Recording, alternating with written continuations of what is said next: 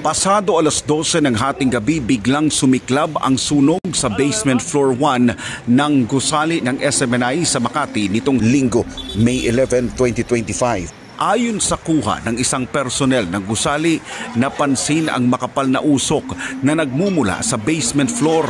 Agad namang naapula ang sunog.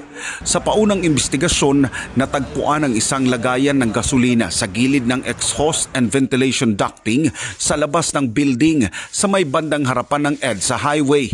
Ang nasabing exhaust and ventilation ducting ay direktang konektado sa exhaust system ng basement floor 1, dahilan para lumakas ang hinalang posibleng sinadya ang insidente. Wala namang naiulat na nasaktan sa insidente. Dahil sa mabilis na pagkakaapula sa sunog, ay naagapang madamay ang broadcast equipment ng SMNI sa studio na matatagpuan naman sa ground floor ng gusali. Na merong isang container na pag inamoy mo yung laman, merong gasolina, may gasolina pa, no? So yung container ng gas na yun, wala yung dapat doon, o hindi dapat yun nando doon. Actually, wala talaga dapat yun doon.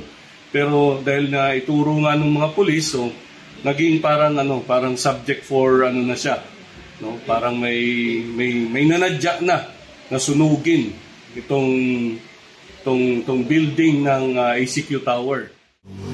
Naniniwala ang pamunuan ng SMNI na tinangkang sunugin ang building nito para mahinto ang operasyon ng network sa buong bansa.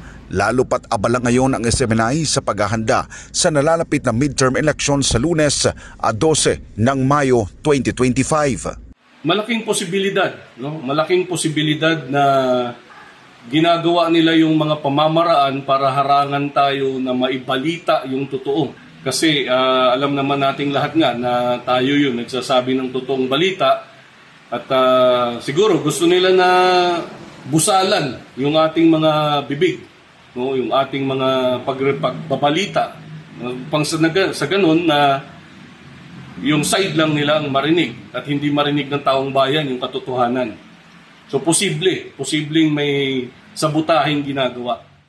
Naninindigan ng SMNI na hindi ito maninikluhod sa anumang halaga ng salapi para baliin ang katotohanan. Sa ilan niyang prinsipyong truth that matters, iginiit ng SMNI na wala itong kinatatakutan at patuloy na tatayo bilang nag-iisang tagapaghatid ng impormasyong mapagkakatiwalaan at totoo lamang.